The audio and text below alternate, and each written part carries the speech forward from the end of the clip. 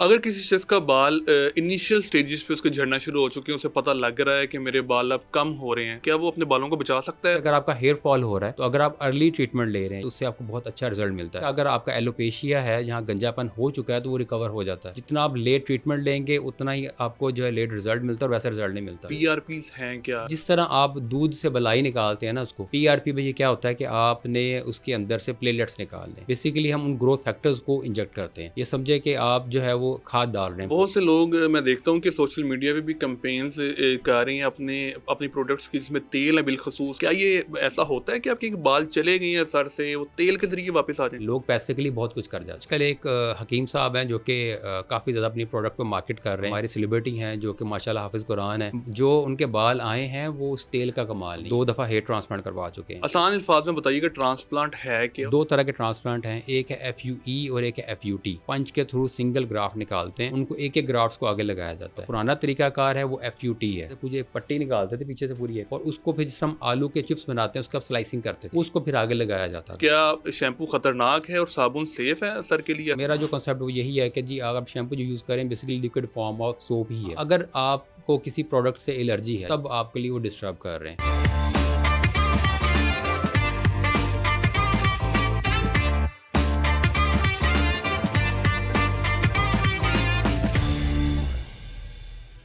अस्सलाम वालेकुम जी। Public podcast के साथ मैं हूं आपका मेज़बान अली चौधरी। आज का टॉपिक हमारा इंतहाई अहम है, हेयर लॉस के हवाले से, गंजपन के हवाले से। क्योंकि आजकल देखने में आ रहा है कि गंजपन का, हेयर लॉस का मसला बहुत ज़्यादा बढ़ता जा रहा है, ख़ासकर नौजवानों में, और बिलखसूस ख़वातीन भी इसका शिकार हो रही हैं। हेयर लॉस की वजह क्या है, उससे किस तरह से बचा जा सकता है, अगर तो आपका हेयर लॉस हो चुका है तो उसके बाद जो है वो किस तरह से आप अपने नेचुरल बाल दोबारा से हासिल कर सकते हैं। मेरे साथ आज जो मेहमान हैं इंतहाई अहमियत के हामिल हैं, प्लास्टिक सर्जन हैं। 3000 से ज़ायद प्लास्टिक सर्जरी के ज़रिए जो है वो हेयर ट्रांसप्लांट कर चुके हैं। बहुत से जो है वो सरों को PRP के ज़रिए जो है वो हेयर लॉस होने से बचा चुके हैं। डॉक्टर हमाद सलीम साहब, उनकी तरफ बढ़ते हैं और टेक्निकल सवालों के इंतहाई आसान जवाब जानते हैं। डॉक्टर साहब अस्सलाम वालेकुम। सबसे पहले तो बहुत शुक्रिया आपका कि आपने इंतहाई अहम मुद्दे पर जो है वो आज वक्त दिया है। वालेकुम अस्सलाम जी, बहुत शुक्रिया। डॉक्टर साहब, सबसे पहले वो सवाल मैं आपके सामने रखूंगा जो कि इंतहाई अहमियत का हामिल है। हर कोई उसका जवाब जानना चाहता है कि हेयर लॉस की वजह क्या है, क्यों ये जो है वो हो जाता है जवानी में ही। आगे जो हमारे सवाल चलेंगे ये भी इंतहाई अहमियत के हामिल होंगे कि अगर तो किसी शख्स को हेयर लॉस होना शुरू हो चुका है तो वो कैसे उसे रोक सकता है, या जिस शख्स के बाल मुकम्मल उतर चुके हैं वो कैसे नेचुरल बाल जो है वो लगवा सकता है। ये तमाम सवाल आपके सामने रखेंगे। सबसे पहले मुझे बताइएगा कि हेयर लॉस आखिर है क्या और इसकी वजह क्या बनती है? देखिए, जो हेयर लॉस है उसके लिए एक इंग्लिश में टर्म है, उसको कहते हैं एलोपेशिया, यानी गंजपन। अब वो गंजपन की भी किस्में आ जाती हैं कि मर्दों में जो है वो गंजपन मोस्टली जो एंड्रोजेनिक एलोपेशिया होता है, जिसे कहते हैं मर्दाना बाल्डनेस, वो ज़्यादातर ख़ानदानी गंजापन देखा गया कि एक बंदे का रंग सांवला है तो आगे उसके बच्चों का रंग भी सांवला होगा। तो इसी तरह से उसकी जो मैटरनल साइड मामू देखें, अगर वो गंजे हैं, फादर गंजे हैं, मामू चचा वगैरह गंजे हैं, तो उनको अगर देखा जाए तो उसका इम्पैक्ट आता है बच्चों के ऊपर भी, कि बच्चों में भी बाल्डनेस की जीन्स आ जाती हैं। लेकिन अब ज़रूरी नहीं है कि अगर एक के वाले साहब जो हैं या उसके मामू गंजे हैं, बच्चे भी गंजे हों। बेसिकली इसमें कॉन्सेप्ट है कि variable of distribution of genes and expression of genes, कि ज़रूरी नहीं कि सारे बच्चे गंजे हों।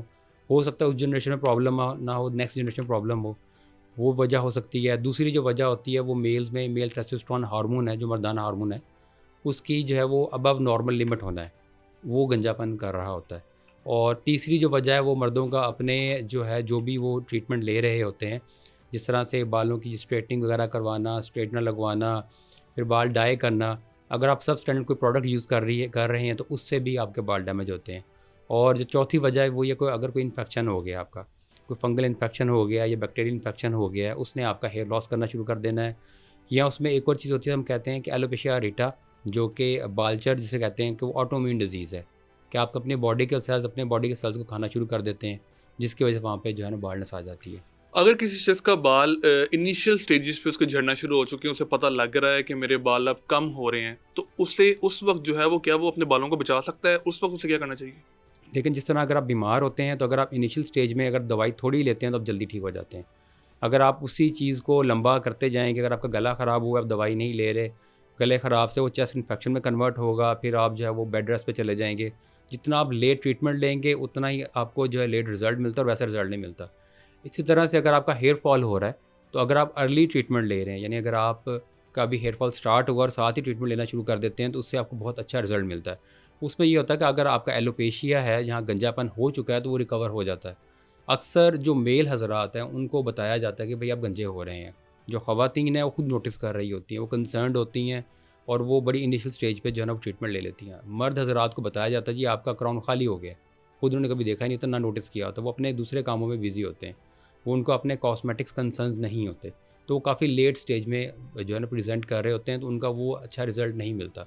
अगर आप इनिशियल स्टेज पे लेंगे तो बहुत अच्छा रिजल्ट है आपका। इनिशियल स्टेज पे क्या प्रिस्क्राइब करते हैं आप कि क्या ट्रीटमेंट जो है वो दी जाती है किसी भी शख्स को? क्या वो देखिए मेडिसिन होती है, क्या वो जी, पीआरपीज होती हैं? नहीं उसमें जो है ना 3 लेवल ऑफ ट्रीटमेंट्स हैं।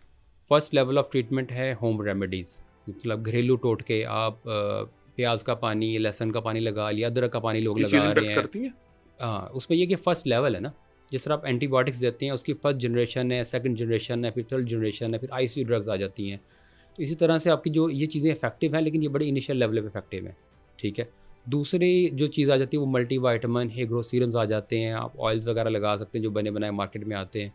थर्ड लेवल पे फिर पीआरपी ट्रीटमेंट आ जाती है। फिर पीआरपी की भी इकसाम आ जाती हैं, मीज़ो पीआरपी है, अकेली मीज़ोथेरेपी है, उसमें लोग पीजीआरएफ के बारे में बात करते हैं, पीआरएफ के बारे में बात करते हैं, ये सारी एक ही चीज़ कैटेगरी अगर में आ हम जाती इसको हैं। आसान अल्फाज में बताएं तो ये पीआरपीज हैं क्या? क्या क्या होता है इसके अंदर? जिस तरह आप दूध से बलाई निकालते हैं ना उसको, पीआरपी में ये क्या होता है कि आपने उसके अंदर से प्लेलेट्स निकाल दें, उसको आप स्पिन करते हैं, उसमें से प्लेलेट्स निकालते आपके हैं। ब्लड में से ही? जी, जी, ब्लड में से। और उन प्लेलेट्स की बेसिकली जो वॉल्स होती हैं उसके अंदर ग्रोथ फैक्टर्स हैं जिसे हम पीजीआरएफ कहते हैं। बेसिकली हम उन ग्रोथ फैक्टर्स को इंजेक्ट करते हैं। ये समझे कि आप जो है वो खाद डाल रहे हैं, पौधा ये पौधा है जो कि कमज़ोर है, आप उसको खाद डालते हैं, उसकी ग्रोथ अच्छी हो जाती है। तो ये खाद वाला काम करती है पीआरपी। अच्छा, ये पीआरपी जो है ये वन टाइम प्रोसीजर होता है कि with the passage of time या लाइफ टाइम आपको ये वक्तन फ़वक्तन करवाने की ज़रूरत पड़ती रहती है? देखिए इसको भी मेंटेनेंस होती है। जिस तरह आपको मल्टीविटामिन एडवाइस किए जाते हैं कि आपने एक गोली रोज़ाना खानी है या आपने 1 हफ़्ता खा के छोड़ देनी है। विटामिन डी होता है कि आपने 2 हफ़्ते बाद 1 कैप्सूल लेना है, 1 मंथ के बाद लेना है, उसको मेंटेन करना है। इसके भी जो है ना 4 टू 6 सेशंस होते हैं कि अगर आपने 1 सेशन आज लिया है तो अगला 1 मंथ के बाद लेना है। और आपको जो इफ़ेक्टिवनेस है वो दूसरे के बाद फ़ील होना शुरू होती है, क्योंकि फ़ौरन से रिज़ल्ट नहीं मिलता आपको। वो भी डिपेंड करता है आप किस स्टेज पे आए हैं। अगर आप बिल्कुल एंड वाली स्टेज पे आए हैं तो आपको फिर रिज़ल्ट भी लेट ही मिलेगा। अगर आप इनिशियल स्टेज पे आए हैं तो अक्सर लोग ऐसे होते हैं कि जो कि सिंगल सेशन करके गायब हो जाते हैं, करवाते ही नहीं है, आगे आते ही नहीं है, फिर पता चलता है 2 साल बाद दोबारा आए कि जब दोबारा हमारा प्रॉब्लम स्टार्ट हो गया। तो जब आपने इसके 4 से 6 सेशन ले लिए हैं, उसके बाद मेंटेनेंस डोज़ होती है, वो ये होता है कि आप साल बाद, 10 महीने बाद 1 आध सेशन ले लें। वो भी वेरिएबल इफ़ेक्ट है कि ज़रूरत पड़ती है तो करवाएँ, नहीं तो ज़रूरत नहीं है आपको करवाने की। अच्छा, अगर हम अब आगे बढ़ते हैं कि इनिशियल के बाद हम आते हैं कि हेयर लॉस की तरफ, कि एक शख्स के जो है वो हेयर लॉस हो चुका है, उसका जो है वो सर बिल्कुल खाली हो चुका है, सिर्फ बाउंड्रीज रह गई हैं, उसको फिर वहाँ से कैसे उसे हैंडल करना चाहिए, वहाँ से वो कैसे लेके उसे आगे चले? देखिए उसमें ना मार्केटिंग जो हो रही है, मैं अगर आपको इस बताता हूँ कि आजकल काफ़ी लोग जो है ना हेयर लॉस का नाम लेके और अपनी प्रोडक्ट्स बेच रहे हैं जो कि हेयर फॉल का सलूशन है। उसमें बहुत सारे ऑयल्स हैं, उसमें बहुत सारे हकीम हज़रात हैं जो कि अपनी प्रोडक्ट बेच रहे हैं कि जी हमारा ये जो आप प्रोडक्ट यूज़ करें। तो अगर तो आप वो यूज़ करते हैं तो अगर तो आपका हेयर फॉल का इशू हो तो फिर तो प्रॉब्लम आपकी सॉल्व हो जाएगी। हो सकता है उससे सॉल्व हो जाए, अगर नहीं हुआ तो फिर हम पीआरपी की तरफ हमें जाना पड़ेगा। पीआरपी जो है ना ज़्यादा इफेक्टिव है क्योंकि हम जो है रूट लेवल पे जाके इंजेक्ट करके आ रहे हैं। और जबकि जो दूसरी जो ट्रीटमेंट, जब एलोपेशिया अब आ गया है, आपका गंजापन स्टार्ट हो चुका है, फिर आपका ट्रांसप्लांट ही होगा। Hair transplant, FUE hair transplant के अलावा कोई और सोल्यूशन नहीं है। या फिर नॉन सर्जिकल हेयर रिस्टोरेशन जिसमें विग वगैरह इस्तेमाल की जाती है, उससे बाल आएंगे। हाँ, अगर आपका एलोपेशिया जो है वो ऑटोइम्यून डिजीज़ या एलोपेशिया एरेटा था जिसकी वजह से आपके बाल गए हैं और वो आप इनिशियल स्टेज में, यानी कि आप विद इन 6 मंथ्स ट्रीटमेंट ले रहे हैं, तो फिर बाल आने के चांस बहुत हाई होते हैं। लेकिन वो अक्सर क्या होता है कि लोग घर में घरेलू टोटके पहले 6 महीने इस्तेमाल कर चुके होते हैं, फिर होम्योपैथिक मेडिसिन की तरफ भाग पड़ते हैं, उसका ट्रीटमेंट लेते हैं, फिर नज़दीक वाले गली मोहल्ले के डॉक्टर से दवाई लेते हैं। वो करते करते 1.5-2 साल गुजार चुके होते हैं। जब आप इतना टाइम गुजार चुके हो, फिर अगर एलोपेशिया आपका हो चुका है तो फिर आपने उसके लिए ट्रांसप्लांट ही है।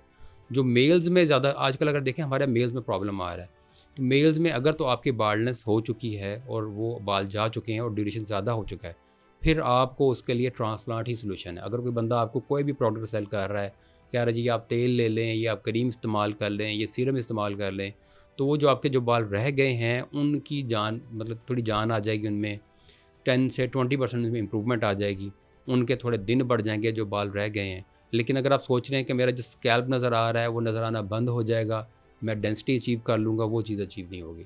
डेंसिटी तब आएगी जब बाल 1 से 2 होंगे। तो पीआरपी हो गई, चाहे आप आजकल एक नई ट्रीटमेंट एक्सोसोम्स आए हुए हैं मार्केट में, वो ट्रीटमेंट ले लें, स्टेम सेल ट्रीटमेंट ले लें, आप जो मर्ज़ी जो है वो ऑयल यूज़ कर लें, उससे बाल 1 से 2 नहीं होना। उसकी बड़ी सिंपल सी एग्जांपल है कि आप जब खाद डालते हैं पौधे को, तो उस पौधे ने मजबूत होना है, जानदार होना है। वो पौधा 1 से 2 नहीं होंगे, वो एक ही पौधा रहेगा, उसी ने जानदार होना है। और खाद डालने का भी टाइम है।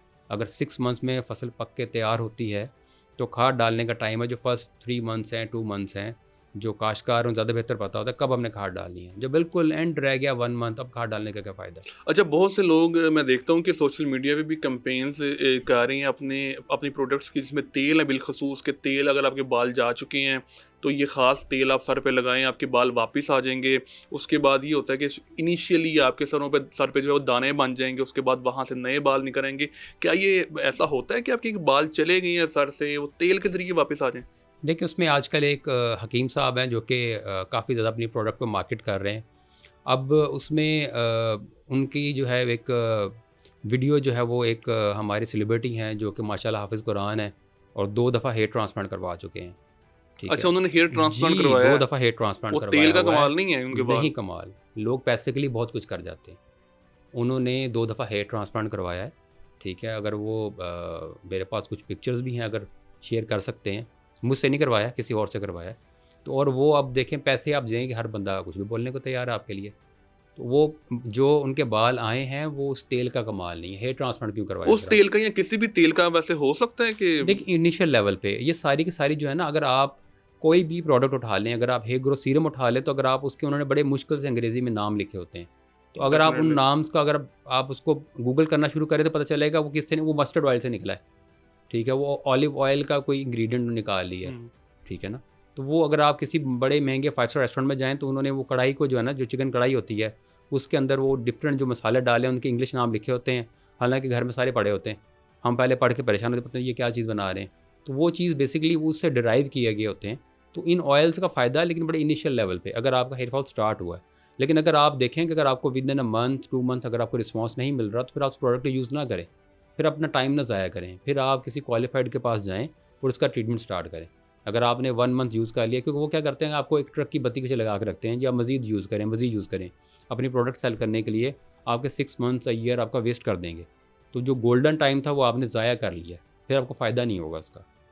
अच्छा, इससे पहले कि मैं हेयर ट्रांसप्लांट की टाइप्स की तरफ बढ़ूँ और उसके इफ़ेक्ट्स जो हैं वो आपसे जानूँ, आप मुझे ये बताइएगा कि आजकल ये भी एक चीज़ जो है वो लोग कहते हैं किसी के बाल कम हो रहे हों कि आप साबुन का इस्तेमाल करो बालों पे, शैम्पू का इस्तेमाल ना करो। क्या शैम्पू ख़तरनाक है और साबुन सेफ़ है सर के लिए ऐसा? मेरा जो कॉन्सेप्ट वो यही है कि जी अगर आप शैम्पू जो यूज़ करें, basically liquid form of soap ही है। उसमें कुछ इंग्रेडिएंट्स और बढ़ा देते हैं, कुछ कम कर देते हैं कि बालों को सॉफ्ट कर दें।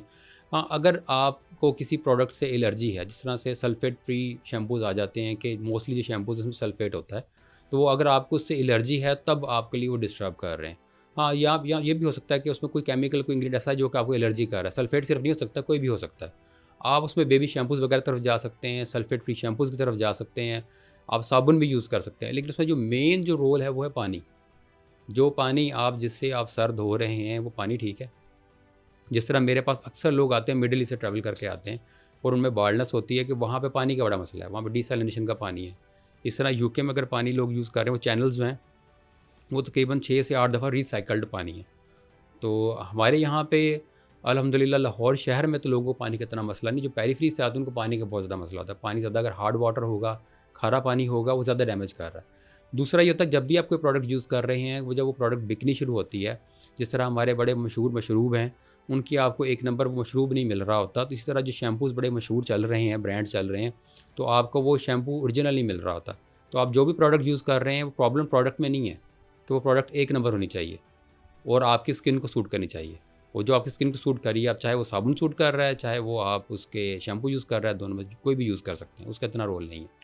अच्छा, बढ़ते हैं ट्रांसप्लांट की तरफ कि जी। एक शख्स ने फ़ैसला कर लिया कि मैंने ट्रांसप्लांट करवाना है। आसान अल्फाज में बताइएगा ट्रांसप्लांट है क्या और कैसे ही किया जाता है, उसकी टाइप्स कितनी हैं? देखिए ट्रांसप्लांट ये है कि जब आपका एलोपेशिया हो चुका है और या फिर आपके बालों की डेंसिटी जो है, घनापन इतना कम हो चुका है कि अब आपका सर अच्छा खासा नीचे से नज़र आ रहा या है, बिल्कुल भी सफाया हो जी चुका है? बिल्कुल सफाया हो चुका है, तब हम ट्रांसप्लांट करते हैं। उसमें ये होता है कि दो तरह के ट्रांसप्लांट हैं, एक है FUE और एक है FUT। ठीक। FUE में क्या होता है कि आप पंच के थ्रू सिंगल ग्राफ्ट निकालते हैं, उनको एक एक ग्राफ्ट्स को आगे लगाया जाता है। और जो पुराना तरीकाकार है वो FUT है। पूरी दुनिया में FUT टेक्निक जो ख़त्म हो चुकी है। उसमें क्या करते थे, पूरी एक पट्टी निकालते थे पीछे से पूरी एक, और उसको फिर जिस तरह हम आलू के चिप्स बनाते हैं उसका स्लाइसिंग करते थे, एक एक ठीक बाल है। को अलग करते थे, उसको फिर आगे लगाया जाता था।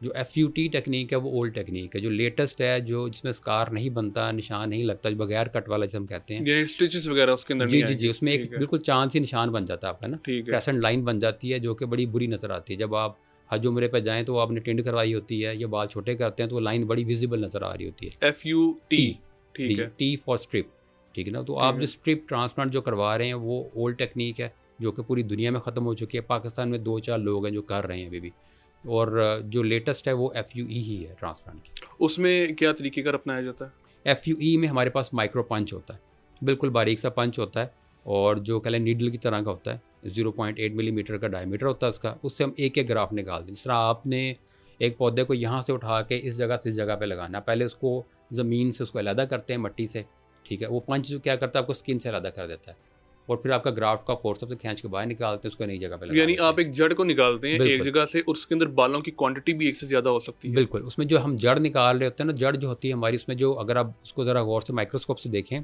तो उसके अंदर जो बाल होते हैं वो सिंगल भी हो सकते हैं, डबल भी हो सकते हैं, ट्रिपल भी हो सकते हैं, 4 भी होते हैं, 5 भी होते हैं। तो अंदर जो बाल होते हैं वो क्रिस क्रॉस फैशन में होते हैं। एक बाल इधर जा रहा है, एक बाल इधर जा रहा है, एक जड़ है सिलिंड्रिकल, उसमें बाल एक इधर है, एक इधर है, जड़ें उनकी नीचे सारी इकट्ठी हैं, ऊपर से एक दूसरे से दूर जो है ना जा रहे होते हैं, ज़िगज़ैग में। जहाँ से बाल निकाले जाते हैं, क्या कल को वहाँ पे बाल आ सकते हैं वापस कि वहाँ से बस बिल्कुल बालों भी। का? जो हम बाल निकाल रहे हैं वो जड़्स में निकाल रहे हैं। आपका ठीक जिस है। तरह पौधे वाला कॉन्सेप्ट है ना, आपने जड़्स में निकाला, उठा के नई जगह पे लगा दिया। तो जहाँ से हम बाल निकाल रहे होते हैं वहाँ पे बाल कभी भी नहीं आता, क्योंकि हमने उस बाल को जड़ समेत निकाल लिया है। लेकिन पीछे हम मोस्टली हमारा जो ट्रांसप्लांट होता है उसमें हम यहाँ से बाल ले रहे होते हैं, बैक साइड से। तो जहाँ यहाँ पे आपके बालों की डेंसिटी अच्छी खासी होती है। तो आप अगर एक ट्रांसप्लांट ले रहे हैं या 2 ट्रांसप्लांट सेशन कर रहे हैं, इवन 3 भी हो जाते हैं, 4 भी सेशन हमने किए हुए हैं कि एक सेम ही। डोनर साइड से हमने जो है 3 मंथ से लेके 1 ईयर के गैप से 4-4 सेशन भी किए हैं। तो अगर आपने बाल जितने अभी मैंने बाल रखे हैं, इतने बाल भी रखे हों, तो अगर 4 सेशन करवा लिए हों तो फ़ील नहीं होता। तो डॉक्टर साहब वजह क्या है? आप आखिर क्यों हमेशा बाल ऊपर से ख़त्म होते हैं और बैक साइड पे बॉर्डर लाइन जो है वहाँ पे बाल रहते हैं? क्या इस चीज़ के पीछे क्या? बेसिकली जो बाल्डनेस का जो हार्मोन है, DHT हार्मोन, और उसका वो जो आपकी बाल्डनेस कर रहा होता है, जो आगे वाले बाल होते हैं उनमें DHT रिसेप्टर्स होते हैं, जिसकी वजह से वो बाल वीक हो रहे होते हैं। अगर आप पीछे देखें, 100 साल के बाबा जी देखें, उनके पीछे बाल होते ही होते हैं, वहाँ पर रिसेप्टर्स नहीं होते। उन बालों को जब निकाल के आगे लगाते हैं तो उनमें जो है वो रिसेप्टर्स ना होने की वजह से वहाँ पे वो हार्मोन इफ़ेक्ट नहीं करता और आपकी बाल्डनेस नहीं होती वहाँ। ठीक है। अच्छा, बहुत से लोग ये भी कहते हैं कि हेयर ट्रांसप्लांट के बहुत से साइड इफ़ेक्ट्स भी हैं। हमने कुछ वीडियोज़ भी देखी हैं जिसमें जो है वो साइड इफ़ेक्ट्स नज़र भी आए हैं। क्या आप अब तक कितने ट्रांसप्लांट कर चुके हैं और उसमें से कितने % जो है वो साइड इफ़ेक्ट की तरफ गए हैं? देखिए, उसमें अगर आप किसी बंदे को एक चीज़ पहले से बता रहे हैं ना, मेरे पास जो भी बंदा आता है वो मुझसे पूछता है मुझे कितना बेड रेस्ट चाहिए। मैं उन्हें ये कहता हूँ ये आप मेरी तरफ से जो है, अगर हमने सुबह ट्रांसप्लांट किया तो शाम में अपनी जॉब पे चले जाएँ। और हुआ भी है कि मतलब मेरे अपने जो कोलीग्स हैं, जो गैस्ट्रोएंटरोलॉजिस्ट हैं, ऑर्थोपेडिक सर्जन हैं, उन्होंने आज मुझसे ट्रांसप्लांट करवाया है। सुबह दोपहर 2 बजे फ्री हुए और शाम 5 बजे 6 बजे अपनी प्राइवेट OPD कर रहे हैं, ठीक है ना? तो उसमें हम लोगों का बेड रेस्ट कहने का मकसद ये होता है कि आपका जो है ना फेस पे स्वेलिंग आती है। जो स्वेलिंग आना है ना, वो एक होती है कॉम्प्लिकेशन। कॉम्प्लिकेशन क्या होती है कि आपने एक ऑपरेट किया और उसके बाद ज़ख़म ख़राब हो गया, वो एक कॉम्प्लिकेशन है, ठीक है ना? लेकिन जो स्वेलिंग वगैरह, जो सोजिश आ जाती है या सुन्न हो जाता है, वो एक आपका आंखें जो है वो स्वेल कर जाती हैं, तो वो सोजिश जो आना है, स्वेलिंग होना है, वो इसका साइड इफ़ेक्ट नहीं है।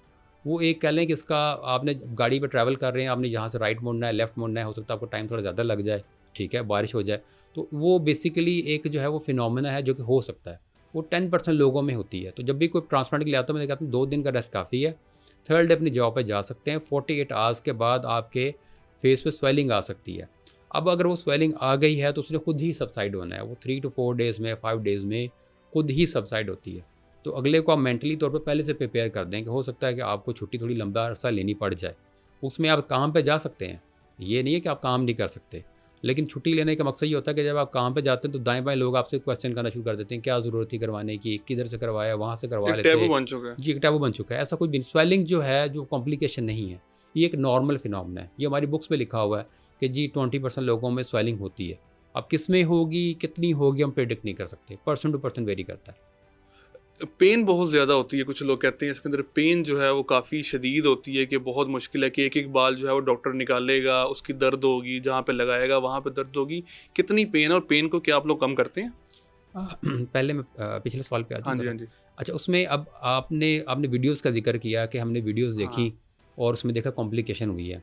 उसमें भी हमारी एक सेलिब्रिटी है, उन्होंने वीडियोज़ जो है ना वो पोस्ट की हुई है सोशल मीडिया पे कि जी मेरा ये ट्रांसप्लांट हुआ और ये ऐसे-ऐसे हुआ और मेरे साथ ये प्रॉब्लम हुआ। देखिए, जब भी मेरे पास कोई, अगर मेरे पास ट्रांसप्लांट के लिए आता है, मैं उसे कंपेयर करता हूँ कि आप अपने आप को उस बंदे से कंपेयर करें जिसका वीडियो देख के आए हैं। कि आपकी एज है 30, उस बंदे की एज 60 प्लस है, वो डायबिटिक है, हाइपरटेंसिव है, क्रॉनिक स्मोकर है और भी कोई एडिक्शन हो सकता हो उनकी, उन्होंने ये बातें नहीं बताई। तो हर बंदे की जो है उसकी अपनी जो है वो मसले मसाइल होते हैं। अगर तो आपके अंदर ये मसले मसाइल हैं कि एज बहुत ज़्यादा है, आपकी 50 प्लस एज है, डायबिटीज़ है, अनकंट्रोल्ड हाइपरटेंशन है, और अगर बहुत ज़्यादा एक्सेसिव स्मोकिंग के साथ कुछ और कंज्यूम कर रहे हैं, तो उसकी वजह से आपकी कॉम्प्लिकेशन होने के चांसेस बढ़ जाते हैं। ये ज़रूरी नहीं कि लाजमी हो। इन एक्सपर्ट हैंड, अगर आप एक्सपर्ट हैंड के से करवा रहे हैं, मैंने 65 प्लस एज का भी ट्रांसप्लांट किया हुआ है। उस बंदे का ट्रांसप्लांट किया हुआ है जिस बंदे का जो है वो कहते हैं बाईपास सर्जरी हो चुकी है, लेकिन हमने उनकी ड्रग्स को पहले कंट्रोल किया। उनको कंट्रोल करने के बाद हमने उनका जो है ना वही ट्रांसप्लांट किया, वो अल्हम्दुलिल्लाह बड़ा अच्छा रिजल्ट उनका है। तो उसमें ये कि आप करवा किससे रहे हैं। अगर आप किसी टेक्नीशियन से करवा रहे हैं, उनको मेजॉरिटी को ये कंसर्न्स होता है, मतलब काफ़ी तकरीबन जिनका मेरे साथ रब्ता है मुझे फ़ोन करते हैं, सर ये रिपोर्ट देखें, इनका ट्रांसप्लांट कर दें। तो मैं उन्हें ये कहता हूँ ट्रांसप्लांट हो जाएगा, रिजल्ट नहीं आएगा। मैं आपके सामने ना ये सवाल भी रखूँगा, जो जी। आपने बहुत अच्छा पॉइंट जो है मुझे बताया है। मुझे बताइएगा कि आपने अब तक कितने हेयर ट्रांसप्लांट कर लिए हैं, और उसमें से कितनी कॉम्प्लिकेशंस आपको कोई आई है, कोई केस ऐसा देखिए, कोई उसमें सामने आया? मुझे अभी तक सिर्फ़ एक कॉम्प्लिकेशन देखनी पड़ी थी, वो भी वो साहब थे चिन्योट से, और लकड़ी का काम करते थे और वो दवाई खाने की आदत नहीं थी उन्हें। हमने अगर ट्रांसप्लांट किया है तो उसके बाद 7 डेज़ तक हम उन्हें कहते हैं कि आप एंटीबायोटिक्स आपने खाने ही खाने। पेन किलर अगर आपको ज़रूरत महसूस होती है ले लें, अगर आपको ज़रूरत नहीं महसूस होती ना लें, लेकिन 7 डेज़ आपने एंटीबायोटिक जो टैबलेट्स खानी ही खानी। तो अभी तक अगर मेरी जो इतने लंबे अर्से में 3000 ट्रांसप्लांट कर चुका हूँ, एक केस जो है वो ख़राब हुआ है, वो भी इस वजह से कि वो बंदा अपने मुँह से कहता था कि मेरे मुझसे दवाई भूल जाता हूँ खाना, मुझसे दवाई खाई नहीं जाती, मुझसे गोली नहीं खाई जाती। तो इस तरह के जो केस अभी एक रेयर केस आया है। लेकिन अगर आप एक्सपर्ट हैं तो आप शुरू से जज कर लेते हैं। मतलब मैं बड़ा स्ट्रिक्ट फॉलोअप रखता हूँ। जो इनिशियल जो फ़ेज़ होती हैं 2 वीक्स होते हैं, तो उसमें बड़ा स्ट्रिक्ट फॉलोअप रखता हूँ। जब उस फ़ेज़ से निकल जाता है फिर उसके बाद फॉलोअप खत्म हो जाता है। तो अगर आप उसको फॉलोअप कर रहे हैं, तो अगर आप वही अगर वीडियो को अगर आप देखें कि वो वीडियो में उसको रेस्क्यू किसने किया, प्लास्टिक सर्जन ने रेस्क्यू किया उसको। उसकी जो स्किन ख़राब हो गई थी उसको ठीक किसने किया। तो जब भी आप कोई प्रोसीजर कर रहे हैं तो आपको उसको कॉम्प्लिकेशन हैंडल करना आपको आनी आनी चाहिए। चाहिए। अच्छा, प्लास्टिक सर्जन जो हैं वो एक बहुत लिमिटेड है पूरे मुल्क में, कि उनकी तादाद बहुत ज़्यादा नहीं है। लेकिन जब हम मार्केट में देखते हैं तो हर दूसरा जो है चौक, वहाँ पे कोई ना कोई हेयर ट्रांसप्लांट वाला होता है। कहाँ से आ गए इतने प्लास्टिक सर्जन्स? क्या वो वाक़ई प्लास्टिक सर्जन्स हैं, और वो अहल हैं किसी के सर में हेयर ट्रांसप्लांट करने के? देखिए, वो प्लास्टिक सर्जन नहीं है, वो बेसिकली एक जो है वो बंदा ट्रेंड हो गया है। मेरा ही कोई असिस्टेंट है, वो निकले और जाकर अपना क्लिनिक बना ले। और उसमें यह है कि पाकिस्तान में ना कोई इम्प्लीमेंटेशन नहीं है लॉज़ की, कि अगर किसी बंदे ने क्लिनिक बनाया है तो उसको जाके बंदा क्रॉस चेक करे भी कौन कर रहा है वहाँ पे। लोग क्लिनिक किसी और नाम पर रजिस्टर्ड होता है, पे रोल पे डॉक्टर रखा होता है, उसके जो है वो कह लें कि प्रोटेक्शन में जो टेक्नीशियंस हैं, जो लाइट ठीक करने वाले लोग हैं, वो ट्रांसप्लांट कर रहे होते हैं और सिर्फ नाम यूज़ हो रहा होता है।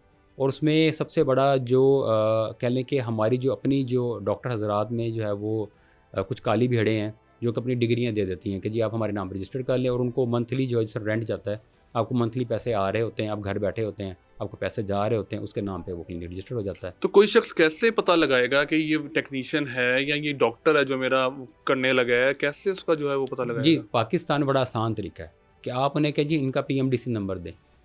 पीएमसी नंबर, पहले पीएमडीसी होता था, पीएमसी नंबर है। आप पीएमसी नंबर आप वेबसाइट पे डालेंगे, उनका नंबर नाम आ जाएगा, आगे डिग्रियाँ आ जाएंगी उनकी।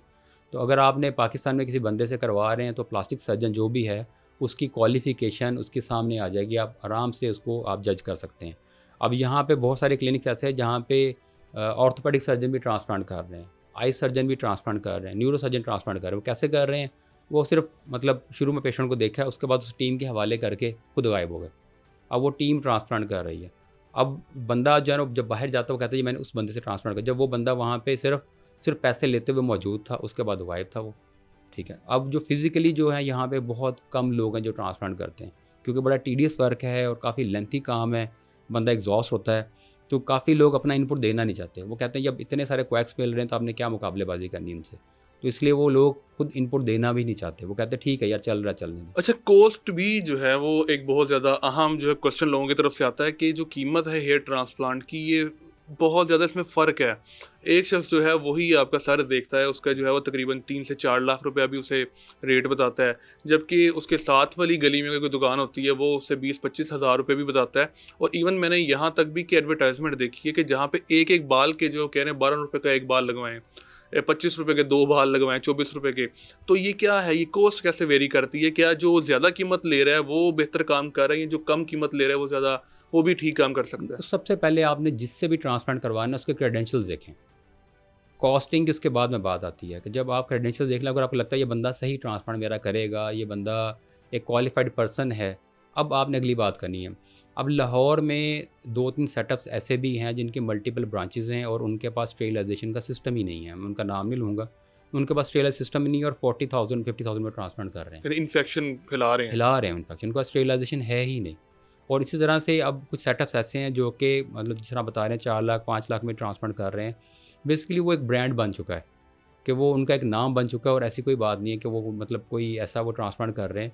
बेसिकली वो सेलिब्रिटीज़ की पिक्चर्स दिखा के, और उन्होंने भी सेलिब्रिटीज़ को भी मंथली पहुंचानी होती है, उनकी जब पिक्चर्स लगी होती हैं और उनका वो एक मार्केटिंग होती है ना, आपकी उनकी अपनी कॉस्ट बढ़ चुकी होती है कि जब उन्होंने एक बड़े बड़े लोगों की पिक्चर्स लगाई हैं, उनको मंथली पहुँचानी है, सारा कुछ करना है, उनके एक्सपेंसेस ही मंथली जो है वो कह लें कि 2-3 मिलियंस में एक्सपेंस है।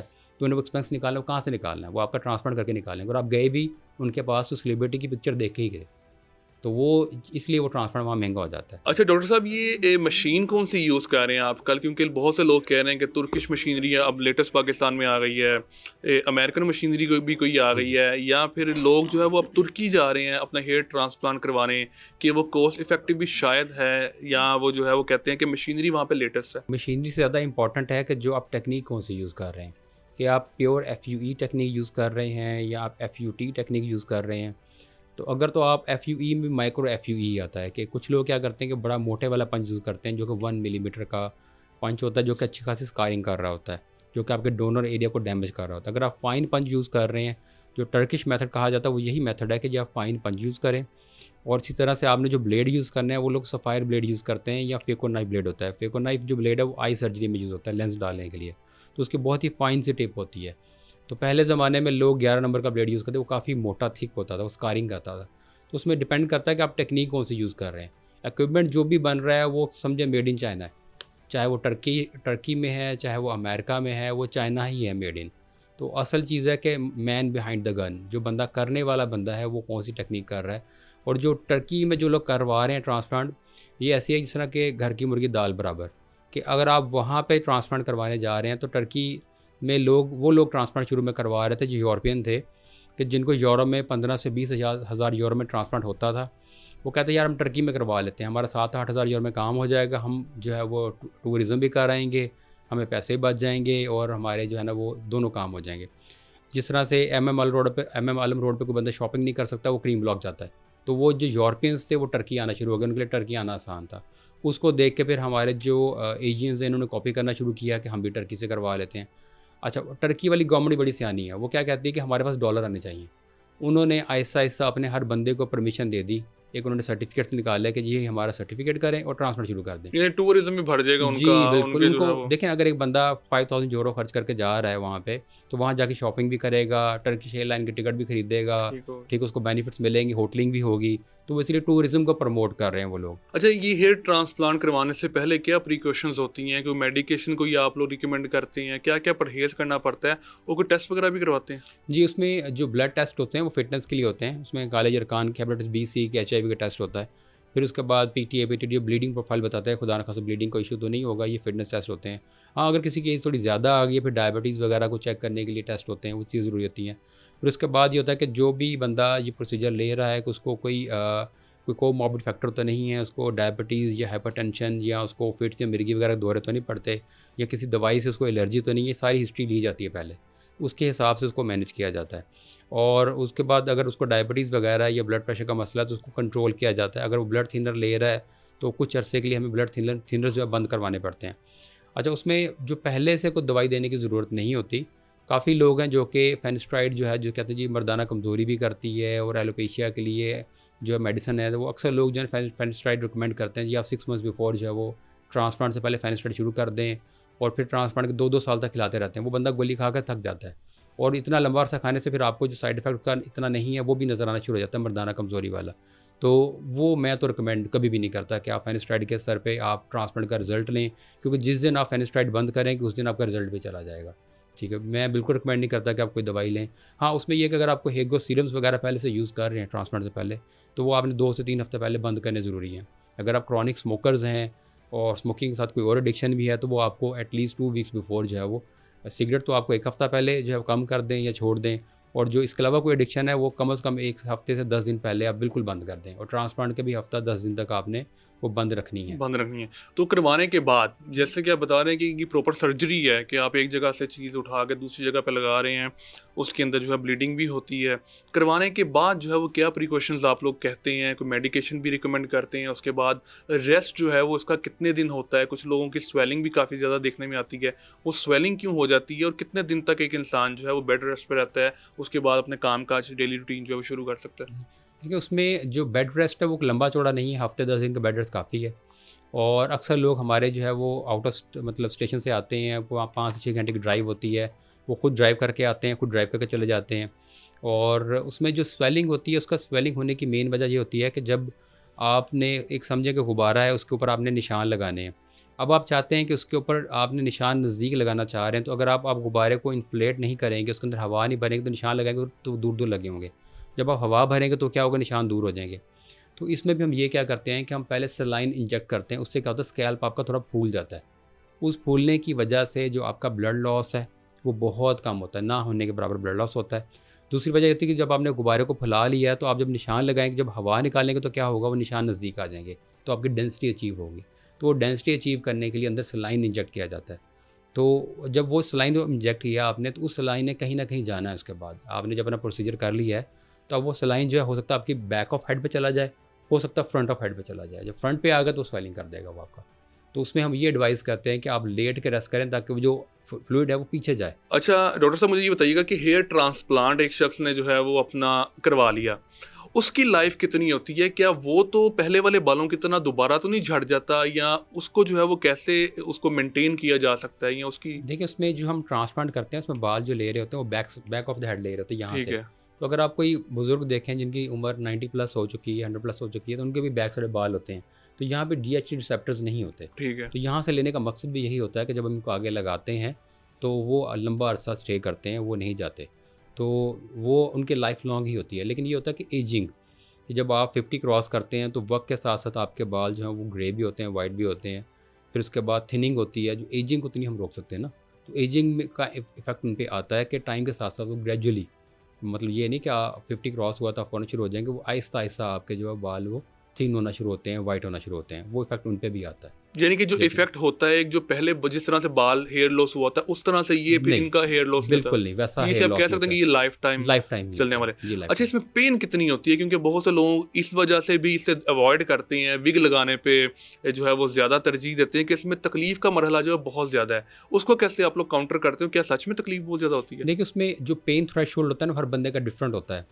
एक बंदा जिसको गर्मियाँ पसंद है, वो गर्मी में रहना पसंद करता है, और एक बंदा जिसको सर्दियाँ पसंद है, वो उसको गर्मी से मतलब उसके पसीने ज़्यादा आते हैं। तो हर बंदे की बॉडी डिफरेंट तरह से जो है ना वो जो है वो उसकी पसंद नापसंद होती है। इसी तरह से हमारे पास लोग ऐसे भी आते हैं जिनको हम नीडल प्रिक करते हैं, वो कहते हैं हमें कुछ फ़ील ही नहीं हो रहा। और ऐसे लोग भी आते हैं जो कि नीडल को देख के दूर भागना शुरू कर देते हैं।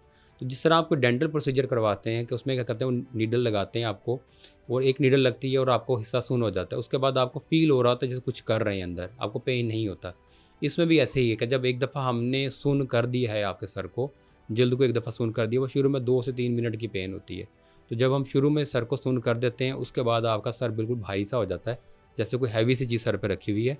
तो आपको पेन फील नहीं होता, इवन ट्रांसप्लांट के बाद भी पेन नहीं होता। वो हैवीनेस ही जो है वो कह लें कि 4-5 दिन तक रहती है। ये हेयर ट्रांसप्लांट करवाने के बाद एक रेगुलर चेकअप जो है वो उसका ज़रूरत होती है, या एक दफ़ा करवा लिया उसके बाद आप एक अपनी नॉर्मल लाइफ जो है वो गुजार सकते हैं? जी, उसमें ट्रांसप्लांट में जो अच्छी बात ये है ना कि मेरे पास ऐसे लोग भी आते हैं कि जो कि यूरोप से ट्रैवल किया है और उनकी कल की फ़्लाइट थी, आज ट्रांसप्लांट करवाया और अगले दिन सुबह फ्लाई बैक कर गए हैं वो। तो उसमें यह है कि हम जो फ़ॉलो-अप जो है वो ऑनलाइन जो है आप व्हाट्सएप के थ्रू जो है रख सकते हैं, और उसमें अगर वो विज़िट करना चाहता है विज़िट भी कर सकता है। मतलब बहुत रेयर होता है कि आपको ज़रूरत पड़े कि जी अगला बंदा कि आप क्लिनिक आए, मैं एक दफ़ा देखना चाह रहा हूँ। बहुत रेयर कंडीशन होती है। मोस्टली ये होता है कि व्हाट्सएप पे ही अच्छा फ़ॉलो-अप पिक्चर्स वगैरह मंगवा के आपका फ़ॉलो-अप चल रहा होता है। क्योंकि अब ट्रैवलिंग बड़ा मुश्किल काम है। अब लाहौर शहर में अगर बंदा रह रहा है उसको मैं कहूँ जी आप क्लिनिक आ जाएँ, तो उसे आने में जो है 45 मिनट्स लग जाएँगे, जाने में 45 मिनट्स लग जाएँगे, फिर आके वो वेट करता रहेगा मेरा, मैं कब फ्री होऊँगा उसे देखूँगा, तो उसका 2 से ढाई घंटे ज़ाया होंगे। तो आप जो है वो व्हाट्सएप के थ्रू ऑनलाइन आप फ़ॉलो-अप रखें, उससे आपका फ़ॉलो-अप ज़्यादा अच्छा मॉनिटर हो रहा था। आप पिक्चर्स कंपेयर भी कर रहे थे, अच्छा कल ये कंडीशन थी, आज इसकी ये कंडीशन है। तो आप पिक्चर्स जो फ़ोटोग्राफ को जो सर्जन है वो उसको कंपेयर कर रहा होता है, अच्छा कल ये थी कंडीशन, बेहतर हो रही है, ठीक हो रहा है। तो उसमें कोई लंबा चौड़ा फ़ॉलो-अप ज़रूरत नहीं पड़ती। एक नॉर्मल शख्स को जिसने हेयर ट्रांसप्लांट करवाया है, उससे अपने एक प्रॉपर लुक यानी कि नेचुरल लुक में आने के लिए कितना टाइम रिक्वायर होता है? और ये भी कहा जाता है कि एक दफ़ा जब आप बाल लगवाते हैं वो एक दफ़ा मुकम्मल झड़ जाते हैं, जी, जी। उसके बाद जो है वो एक प्रोसीजर उसके बाद जो शुरू होता है, सर ये कितना टोटल प्रोसीजर है? देखिए उसमें जब हम बाल लगाते हैं ना आपका, तो बाल लगने के बाद बाल के 2 हिस्से होते हैं, एक उसकी जड़ होती है, उसके बाद एक बाहर शाफ्ट निकल रही होती है। तो अब जब आप एक पौधे को निकाल के नई जगह लगाते हैं तो आप देखेंगे वो पौधा थोड़ी देर के लिए मुरझा जाता है, उसके पत्ते गिर जाते हैं क्योंकि वो अपनी जड़ें मजबूत कर रहा होता है। इधर भी यही जो है वो सिस्टम होता है कि आपकी जो जड़ है वो मजबूत हो रही होती है, वो शाफ्ट जो है ना वो लूज़ हो जाती है, वो शाफ्ट निकल जाती है। तो अक्सर लोगों को लगता है कि हमारी जो बाल है वो जड़ समेत निकल गया है। वो जो शेडिंग फेज़ होती है वो ट्रांसप्लांट के 7 डेज़ के बाद स्टार्ट होती है और अप टू 3 मंथ्स तक शेडिंग रहती है। कुछ लोगों में ऑल ऑफ द सडन जो है शेडिंग हो जाती है कि सारे बाल 2 दिन में चले गए। अब आपका सर बिल्कुल फ्लैट हो गया, यहाँ कुछ नज़र नहीं आ रहा। कुछ लोग होते हैं जिनमें शेडिंग कुछ हुई, कुछ रुक गई, कुछ अब फिर बाद में होना शुरू हो जाएगी। और शेडिंग जो 3 मंथ्स तक होती रहती है और 3 मंथ्स के बाद फिर बालों की ग्रोथ स्टार्ट होती है। ठीक है, 3 मंथ्स के बाद स्टार्ट होगी और उसको ऑलमोस्ट 10 से 12 महीने लग जाते हैं फुल रिज़ल्ट आने में। अब ये जो ग्रोथ है वो वेरिएबल फैक्टर है। एक बंदा है जिसको हर 2 हफ्ते बाद कटिंग की ज़रूरत पड़ती है, एक बंदा जिसको 2 महीने बाद कटिंग की ज़रूरत पड़ती है। अब जिसको 2 महीने बाद कटिंग ज़रूरत पड़ती है उसको टाइम ड्यूरेशन ज़्यादा भी लग सकता है क्योंकि उसकी ग्रोथ पहले से स्लो थी, और जिसकी ग्रोथ पहले से अच्छी थी तो उसकी जो है वो जल्दी रिज़ल्ट आ जाएगा। तो ये फैक्टर है। अच्छा, ये मौसम का भी कुछ सुनने में आता है कि मौसम जो है इस मौसम में नहीं करवाना चाहिए, बरसात में नहीं करवाना चाहिए क्योंकि आपके जो ज़ख्म है वो हील नहीं होते, उसमें इन्फेक्शन बढ़ सकता है। क्या ये मैटर करती हैं चीज़ें कि मौसम का? देखिए आज से कह लें 100 साल पहले जब एंटीबायोटिक्स नहीं थे, उस ज़माने में जो पुराने लोग उनका कॉन्सेप्ट ये था कि जी जो भी ज़ख्म है, कट लगा है, उसको आपने गीला होने से बचाना है। जब मैं प्लास्टिक सर्जरी में नया-नया आया तो मेरे लिए बड़ा मतलब एक स्टनिंग चीज़ थी। मैं फर्स्ट जो ओपीडी कर रहा तो मेरे जो सीनियर्स हैं वो पेशेंट को बता रहे थे कि जी आपका जो ज़ख्म है, आपने इस पे जो है वो साबुन की झाग बनानी है, झाग लगानी है, कोई ब्यूटी सोप की, जो एंटीसेप्टिक सोप जो मार्केट में अवेलेबल वो नहीं। जो ब्यूटी सोप है उसकी आपने झाग बनानी, इसके ऊपर झाग लगानी, इसको धोना है। तो मतलब मैं सारे काम छोड़ के ना उनको देखना शुरू हो गया, ये क्या बात कर रही हैं, ज़ख्म को धोना है? तो मतलब अब ये पुराना कॉन्सेप्ट था कि जिस ज़माने में एंटीबायोटिक्स नहीं थे, आपको वुंड मैनेजमेंट इतनी अच्छी नहीं आती थी। अब ये है कि अब वुंड मैनेजमेंट का ये पार्ट है कि आपने उसको गीला करना है, यानी इसको वॉश करना है। यानी कि उसके अंदर जो अगर बैक्टीरियल लोड बढ़ रहा है तो आप उसको वॉश करें। तो वो जो पुरानी मिथ्स हैं कि जी बरसात के मौसम में ना करवाएँ। अब गवर्नमेंट सेटअप में हज़ारों सर्जरियाँ डेली की हो रही होती हैं। तो ये सिर्फ बातें बनी हुई। हाँ, अगर किसी बंदे का कोमॉर्बिड फैक्टर है, यानी कि उसकी अनकंट्रोल्ड डायबिटीज़ है, हाइपरटेंशन है, एज ज़्यादा है, हाँ, उसके लिए रिस्क फैक्टर बढ़ जाते हैं।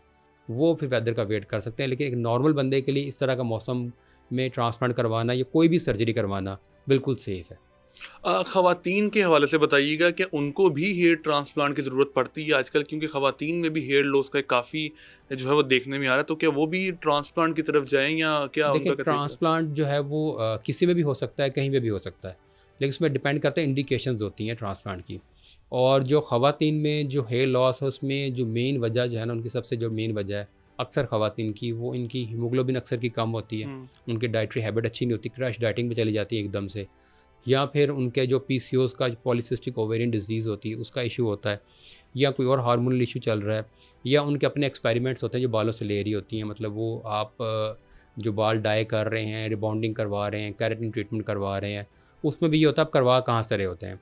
अब रिसेंटली मेरे एक जानने वाले उन्होंने सैलून बनाया तो मेरे लिए बड़ी वो एक नई डिस्कवरी थी कि वो लोग प्रोडक्ट तो लॉरियल के रखी होती हैं ब्रांडेड, और अंदर टीकों से वो जो है लोकल प्रोडक्ट्स बाहर रहे होते हैं, कहते हैं हमारी बचत ही नहीं होती, ठीक है ना। तो आप जो भी आप ट्रीटमेंट ले रहे हैं वो स्टैंडर्ड अच्छी प्रोडक्ट से ट्रीटमेंट लें ताकि बाल ख़राब ना हो।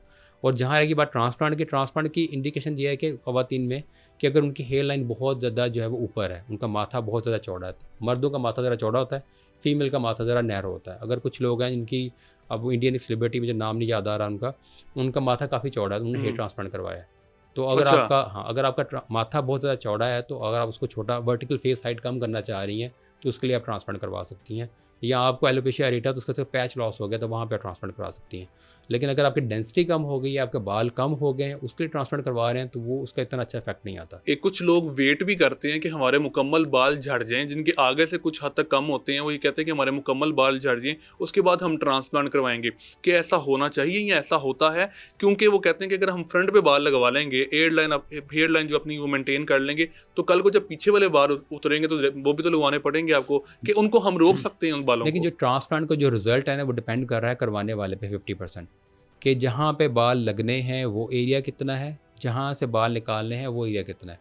तो अगर आपकी एक चीज़ बढ़ रही है कि ये आपकी हेयर लाइन है और ये आपकी बैक लाइन है, अगर आपकी हेयर लाइन ऊपर जाती जा रही है तो ये पीछे वाले बाल भी तो कम हो रहे हैं ना, जहाँ से हमने बाल लेने हैं वो एरिया भी कम हो रहा है। तो उसमें भी ये देखा जाता है कि अगर आपकी एरिया काफ़ी फ्रंट वाला खाली हो गया तो आप ट्रांसप्लांट करवा सकते हैं। लेकिन अगर एक बंदा यहाँ से लेके यहाँ तक बाल्डनेस लेके आ गया है, उसका सर पूरा खाली हो गया है, तो उस कंडीशन में क्या होता है कि फिर आप पीछे एरिया पे तो कम रह गया ना। तो अब बाल जहाँ लगने वो एरिया बहुत ज़्यादा हो गया है, जहाँ से बाल निकलने वो एरिया बहुत कम हो गया है। इस तरह की कंडीशन में आपके भी सेशन ही 2 होते हैं। तो पहले हम आपका फ्रंट कवर करेंगे, जब उसका रिज़ल्ट आ जाएगा, साल लगता है फिर रिज़ल्ट आने में, फिर उसके बाद हम बैक वाली साइड कवर करेंगे। उसमें भी अगर आप एक बंदे के पीछे यहाँ क्राउन तक यहाँ तक बाल हैं तो उसका फ्रंट पूरा ही कवर हो जाएगा, क्योंकि जहाँ से हमने बाल लेने हैं वो एरिया काफ़ी ज़्यादा है, जहाँ बाल लगने हैं वो एरिया भी ठीक है, तो आप कवर कर सकते हैं। यानी कि एक शख्स का अगर फर्स्ट हाफ बालों का खत्म हो चुका है, क्या वो अपना सेकंड हाफ जो है उसे रोक सकता है कि वहां से बाल ना गिरे जी, उसके? उसमें ये कि फ्रंट जब आपने ट्रांसप्लांट करवा लिया तो सेकंड हाफ के लिए आप पीआरपी सेशंस ले लें। उससे रुक जाते हैं? जी, उससे आप क्या करेंगे, आप मेंटेनेंस है आपकी ना, मतलब आपने जब पीआरपी करवा ली है, तो अगर आपको लग रहा है कि वो जा रहे हैं तो वो हम ड्यूरेशन बढ़ा रहे हैं कि अगर उन 5 साल में जाना तो 10-15 साल में चले जाएँगे। अच्छा, इतनी लाइफ जाती है? जी, जाती है उसमें, कि अगर आप पीआरपी सेशन ले रहे हैं तो उससे आप उनकी लाइफ बढ़ा रहे हैं। जाना इवेंचुअली उन्होंने भी है। At the end of the day you have to go for the transplant. अच्छा, उसके लिए बहुत से भी। लोग जो है वो अब क्वैक्स की कह लें या माजरत के साथ, या उनको जो है वो टेक्नीशियंस कह लें, वो एक ये भी चूरन देते हैं कि हम लोग, या क्योंकि ना बहुत से लोग सर्जन्स भी इवन जो है वो आपकी हेयर लाइन जो है ना प्रॉपर नहीं बनाते, वो नेचुरल नहीं लगती, वो ऐसे लगता है कि जैसे वो वाकई ही ट्रांसप्लांट ही है, देखने वाला ये कह सकता है। या उसके साथ वो दूसरी बात ये भी करते हैं कि बालों की जो आपने एंगलिंग करनी है, कि कुछ लोग जो है वो बाल सीधे लगा देते हैं, एंगलिंग जो करनी है वो तो हमें आती है, हम ये करेंगे। क्या ये चीज़ें जो है वो सर्जन्स भी कर सकते हैं, सिर्फ क्वैक्स के काम है? नहीं, उसमें देखें, अगर आप बंदा जो एक्सपर्ट करने वाला है ना, अगर जो बंदा एक्सपर्ट करने वाला है, तो हमने बेसिकली जो बालों का डायरेक्शन, जब एक बच्चा पैदा होता है उसके बालों की जो डायरेक्शन होती है वो न्यूट्रल होती है। ठीक है। तो वो आपके 25-35 डिग्री पे फ्रंट से आप लगाना शुरू करते हैं, तो हमने उसको फॉलो करना होता है। उसके बाद चाहे उसकी मर्ज़ी है वो लेफ़्ट पे अपना जो मांग निकाले या राइट पे निकाले, पीछे कंघी करे, वो उसने करना होता है। और जो रहेगी हेयर लाइन की बात, उसमें ना हर बंदे का अपनी एक पसंद होती है। और जब भी जिस तरह मैं जब भी किसी की हेयर लाइन बनाता हूँ तो बना के उसका हाथों शीशा पकड़ा देता हूँ कि ये मैंने हेयर लाइन ड्रॉ की है, आपकी एज, फेस और अवेलेबिलिटी ऑफ ग्राफ्स के हिसाब से ये आपको हेयर लाइन सूट करती है, ठीक है। तो मैं उन्हें ड्रॉ करके, अगर उन्हें समझ आती है ठीक है, अगर वो कहते नहीं मुझे हेयर लाइन नीचे चाहिए, मुझे एक स्ट्रेट लाइन चाहिए, मुझे जिगजैग चाहिए, मुझे ओवल चाहिए या मुझे ट्रायंगुलर चाहिए, वो उसकी पसंद है। और अक्सर लोग हमारे पास पिक्चर्स लेके आए होते हैं कि हमें मतलब इस तरह की हेयर लाइन चाहिए, हम ये बनाना चाह रहे होते हैं। तो अब फेस के हिसाब से भी होता है ना, कि आप जिस तरह सन ग्लासेस लगाते हैं तो एक बंदे ने लगाए बहुत अच्छे लग रहे हैं, हो सकता है आपके फेस पर सूट ना करें वो। तो हेयर लाइन भी आपके माथे का जो स्ट्रक्चर है, कि अगर आपको फ्लैट माथा है या आपका वो जो है जो उब्लिक किस्म का है या उसमें एक स्लो बन रहा है, तो वो माथे के हिसाब से भी होता है ना, आपको हेयर लाइन कौन सी सूट करेगी। तो बेहतर ये है कि आप सर्जन को दे दें, जो सर्जन चॉइस है आप उसके ऊपर हेयर लाइन रखें, कि जी वो हेयर लाइन जो है वो आपके लिए जो चूज़ कर रहा है, तो आप उसके ऊपर जो है वो आप चले जाएँ, वो उसकी पसंद के ऊपर चले जाएँ। अगर आपको खुद से पसंद है आप कर सकते हैं। मोस्टली यहाँ पे सेंटर, अच्छे सेंटर्स मैंने देखा है, मेरे पास लोग ट्रांसप्लांट करवा के फिर मेरे पास आ जाते हैं, जी हमने हेयर लाइन नीचे करवानी है। तो मैंने कहा वहाँ से क्यों नहीं करवाई, वो माने नहीं थे। हमने बहुत कहा, वो माने नहीं थे।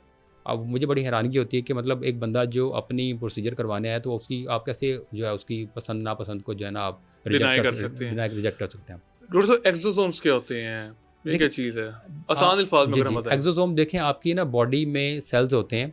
जिस तरह एक आप मूवी देखी होगी इंग्लिश में, एक्समैन में करैक्टर था एक खातून थी जो कि शक्लें बदलती जी। रहती थी। तो एक्सोसोम आपकी बॉडी के वो सेल्स होते हैं वो किसी भी सेल्स में ट्रांसफॉर्म हो जाते हैं।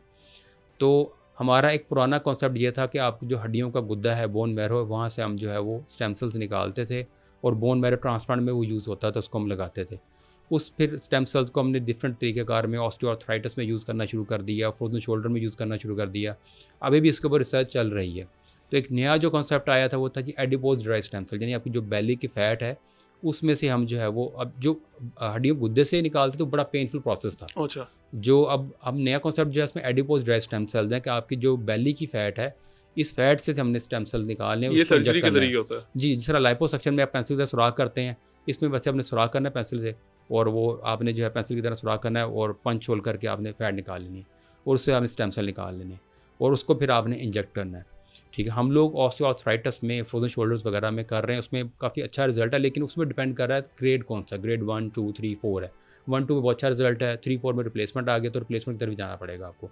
अब एक जो नया कॉन्सेप्ट वो ये आया है कि जी एक्सोसोम्स जो है, एक्सोसोम्स क्या हैं जी, आपके प्री फॉर्म्ड स्टेम सेल्स हैं। ठीक है, तो ये बना बनाया जो है आपके स्टेम सेल्स मिल रहे हैं जो अम्बिलिकल कॉर्ड से ड्राइव किए हुए होते हैं। उसमें 1 बिलियन भी आ रहे हैं, 5 बिलियन भी है, 10 बिलियन भी आ रहे हैं और डिफरेंट डिफरेंट कैटेगरी, उसमें चाइनीज़ भी आ रहे हैं, कोरियंस भी आ रहे हैं, अमेरिकन यूरोपियंस भी आ रहे हैं। तो वो अब उस काफ़ी लोग ऐसे हैं, मैं उनके एड्स देख के मुझे भी नज़र आ रहे होते हैं कि उन्होंने गंजापन दिखाया होता है, ये गंजापन है और ये पहले थी कंडीशन और अब ये बाद वाली कंडीशन है जी, ठीक हमने है। बाल उगा दिए हैं, जबकि ये टोटल ब्लफ है। ये ऐसे ही है जिस तरह हम किसी बड़ी मैकडॉनल्ड्स के आउटलेट पे जाएँ तो बाहर आपको इतना मोटा बर्गर दिखाते हैं, अंदर जाते ही इतना मिलता है आपको।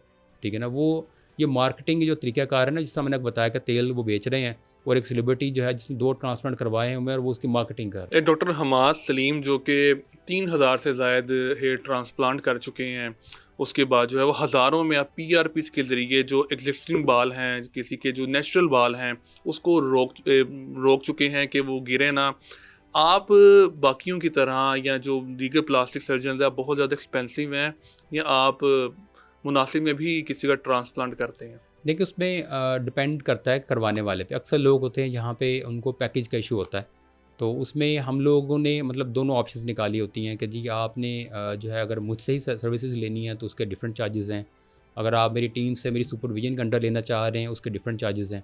तो उसमें ये होता है कि मेरी कोशिश ये होती है कि मैं मतलब जो भी बंदा ट्रीटमेंट लेने आ रहा है ना, उसका रीज़नेबली चलें।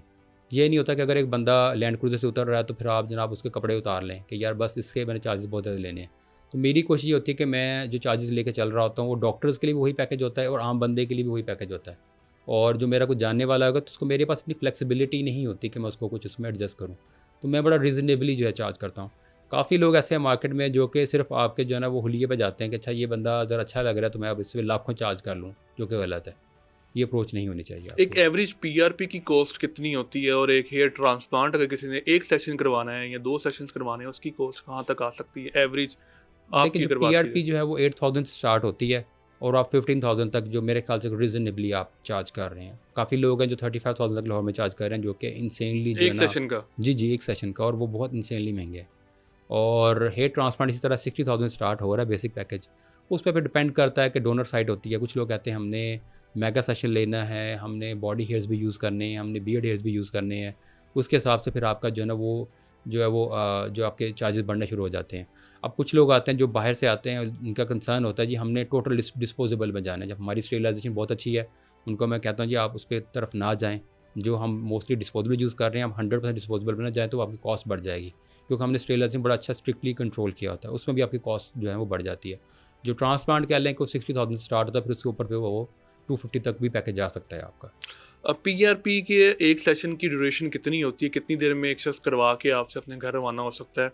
और जो एक हेयर ट्रांसप्लांट है, उसका कितना वक़्त दरकार होता है एक सेशन का कि वो कितनी देर में? देखिए जो पीआरपी है वो 20 से 30 मिनट्स का प्रोसीजर है। आप करवाएँ, उसी वक्त करवा के चले जाएँ और 1 मंथ के गैप से आपने सेशन लेना होता है। आप 2 वीक्स के गैप पे भी जा सकते हैं, लेकिन बेहतर ये है कि 1 मंथ के गैप पे ही लें। तो आप क्या रिकमेंड करते हैं अब हमारे नाज़रीन के लिए कि जो अभी भी इस चीज़ को टैबू समझते हैं या क्योंकि हेयर लॉस से ना सिर्फ जो है कि पर्सनैलिटी में भी काफ़ी ज़्यादा फ़र्क पड़ता है और आप मेंटली भी काफ़ी शाय भी फ़ील करते हैं कहीं भी जाने को कि वो एक सेफ़ प्रोसीजर है ये, यानी कि इसकी तरफ आ सकते हैं और अगर जिन लोगों का नहीं अभी तक हुआ, वो भी इसे कंट्रोल कर सकते हैं, इसके बजाय कि आप कुछ तेलों की तरफ जाएँ या आप क्वेस्ट की तरफ जाएँ, आप पीआरपी सेशंस के ज़रिए उसे बेहतर कर सकते हैं। देखिए उसमें स्टेज डिपेंड करती है। कि आप किस स्टेज पे जा रहे हैं और अगले पे अच्छा, दूसरा ये हमारे यहाँ पे एक ट्रेंड ऐसा बन चुका है, हम किसी पे ट्रस्ट नहीं करना चाहते। जब भी कोई बंदा आपको बात सीधी करेगा ना, आपको उसकी बात समझ नहीं आएगी। तो जो सर्जन है आप उसकी बात तो सुने ना, वो क्या रहा है आपसे, और बिल्कुल सेफ़ प्रोसीजर है। और दूसरा ये होता है कि मेल्स में स्पेशली जो आपकी जो हेयर लाइन होती है वो आपकी एज डिफ़ाइन करती है। एक लड़का जिसकी उम्र अभी 24 है और यहाँ तक वो बिल्कुल बाल्ड हो चुका है, तो वो अब वो अगर वो अपनी एज नहीं बताएगा, लोग लगेगा ये 40 प्लस उसकी एज है। तो जो हेयर लाइन होती है वो आपकी एज डिफ़ाइन करती है। अगर आप एक यूथफुल लुक लेना चाह रहे हैं, यंग लुक लेना चाह रहे हैं, तो हेयर ट्रांसप्लांट ज़रूर करवाएं। बहुत ही सेफ़ प्रोसीजर है और मेरे ख्याल से एक दिन के अंदर लाखों हेयर ट्रांसप्लांट पूरी दुनिया में हो रहे हैं। ये जो कॉम्प्लिकेशन की एक आध वीडियो देखते हैं कि आप देखें, वो एक वीडियो है मार्केट में, उसके बाद कितनी वीडियोज़ आई हैं मार्केट में। मतलब इतने लाखों ट्रांसप्लांट हो चुके हैं पाकिस्तान के अंदर ही, तो वो एक ही वीडियो चल रही है ना। तो वो उसमें थोड़ी सी मुझे लगता है कि उनकी तरफ से था कि उन्होंने जो है किसी अपनी रिसर्च वर्क नहीं किया, किसी अच्छे बंदे से करवाते तो वो उनका ये प्रॉब्लम ना होता। अच्छा डॉक्टर साहब, एक ये भी चीज़ जब हम रिसर्च कर रहे थे कि आपको यहाँ पे इनवाइट करने के लिए कि हम किसी ऐसे डॉक्टर को यहाँ पे इनवाइट करें कि जो कि प्लास्टिक सर्जन भी हो, एक्सपीरियंस भी हो और मार्केट से कुछ हटके हो, तो बहुत से लोग आज हमें ऐसे भी मिले कि जो कि फ़ी चार्ज नहीं कर रहे थे, बल्कि फ्री ऑफ कॉस्ट जो है वो मशवरा भी दे रहे थे, उसके बाद उनकी चेकअप भी कर रहे थे, इनिशियल चेकअप भी कर रहे थे। लेकिन आपकी जो एक अलग चीज़ ये है कि आप बाकायदा फ़ी चार्ज करते हैं, एक कुछ अमाउंट है जो कि आप लेके उसके बाद चेकअप की तरफ जाते हैं। तो क्या ये चीज़ आपको क्यों करना पड़ी है, और उसके साथ क्या आपका जो क्लाइंट्स हैं उनकी रेशो में कमी नहीं आ रही? देखिए, कंसल्टेंट स्पेशलिस्ट जो बंदा भी होगा, चाहे वो ऑर्थोपेडिक सर्जन है, चाहे वो प्लास्टिक सर्जन है या न्यूरो सर्जन है, वो अपना जो टाइम दे रहे हैं आपको। यहाँ पे पाकिस्तान में कॉमन ट्रेंड ये है कि सर्विसेज के लोग चार्जेस नहीं देना चाहते। तो उसमें यह है कि शुरू में जो मेरी 2019 से पहले की जो प्रैक्टिस थी, उसमें मैं कंसल्टेशन फ़ी चार्ज नहीं करता था। अच्छा। अब उसमें होता ये था कि मेरे पास 20 लोग आए, 20 के 20 लोग मेरी कहानी सुन के चले गए, उन्होंने अपनी बातें की, पूछ के चले गए। अब मुझे नहीं आइडिया होता था इसमें से कौन सा बंदा ऐसा है कि जो कि जेन्युइन करवाने वाला है। अक्सर लोग जो थे वो चस्के वाले लोग होते थे, विंडो पूछ के शॉपिंग। जी विंडो शॉपिंग करने वाले होते थे, पूछ के चले जाते थे। अब फ़ी चार्ज करने का मकसद इसमें ये होता है कि एक तो लोगों को पता है हम किसके पास जा रहे हैं, पहली चीज़। वो और दूसरा ये कुछ सीरियस हो जाते हैं कि यार हमने फ़ी पे कर रहे हैं, तो वो अपना पूरा वर्कअप करके जाते हैं। वो अपने क्वेश्चन लिखे होते हैं उन्होंने हाथ पे ना, कि हमने ये सवाल भी पूछना है, ये सवाल भी पूछना है। तीसरा ये है कि आप मुझसे प्रोसीजर करवाएं या ना करवाएं, मैंने आपसे जब आपसे फ़ी चार्ज कर लिया तो मैं आपको 15 से 20 मिनट, आधा घंटा जो दूंगा वो मैंने आपको एक ऑनेस्ट ओपिनियन देनी है। बिल्कुल। ठीक है, अब आपकी चॉइस है, आप लेना चाहते हैं लें, नहीं लेना चाहते ना लें। अक्सर लोग कहते हैं जी मेरी बात सुन रहे होते हैं जी मैंने ट्रांसप्लांट नहीं करवाना। मैंने कहा वो आपने डिसाइड करना है।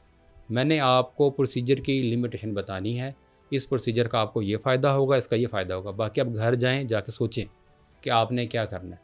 ठीक है, और फिर उसके बाद उन्हें मैं कहता हूँ कि अब आप मार्केट घूमें, लोगों से मिलें जो फ्री कंसल्टेशन कर रहे हैं, ताकि आपको आइडिया हो कि लोग आपके साथ क्या सलूक करते हैं। मुझे लगता है जो फ्री जो कंसल्टेशन दे रहे हैं वो सारे के सारे मुर्गे फंसा रहे हैं। अगर आप एक बड़ा ही रिनोन ब्रांड है लाहौर में और उन्होंने बड़ी सेलिब्रिटीज़ की पिक्चर्स लगाई हुई हैं, तो अगर वो कंसल्टेशन फ्री में दे रहे हैं तो वो जिनसे आप कंसल्टेशन ले रहे हैं वो डॉक्टर्स नहीं हैं, वो कंसल्टेंट का नाम यूज़ कर रहे हैं। वो सिंपल कह लें कि BA FA BSc वाले लोग हैं, जो कि टेक्नीशियंस हैं टेक्नीशियंस ही जिन्होंने हैं काम होते देखा, उसके बाद जी। से अडॉप्ट कर लिया। वो आपको कंसल्टेशन दे रहे हैं। अगर आप उनके जो डॉक्टर साहब ऑनर हैं उनसे मिलना है तो वो आपको जो है 5 to 6,000 फ़ी चार्ज करते हैं। पे करनी वैसे पड़ेगी। उसके बगैर कोई टाइम नहीं देगा आपको। डॉक्टर साहब बहुत शुक्रिया आपका, थैंक यू। आपके टाइम का। आपने बहुत ही ज़बरदस्त बातें जो हैं वो बताई हैं, जो कि मेरे ख्याल से बहुत से लोगों के काम आने वाली हैं। नाज़रीन, डॉक्टर हमाद सलीम साहब जो कि प्लास्टिक सर्जन हैं, बहुत से सरों पे जो है वो बाल उगा चुके हैं और बहुत से सरों के बाल जो है उनको बचा भी चुके हैं। इंतहाई टेक्निकल चीज़ों के आसान अल्फाज में जो है वो जवाबात दिए हैं। अब ये आप पे डिपेंड करता है कि आप इनको जो है वो किस तरह से लेते हैं और अपने आने वाले मुस्तकबिल को किस तरह से खूबसूरत जो है वो बना सकते हैं। अब तक के लिए इतना ही। एक नए मौजू पे एक नए मेहमान के साथ दोबारा आपसे मुलाकात होगी। बहुत शुक्रिया आपका।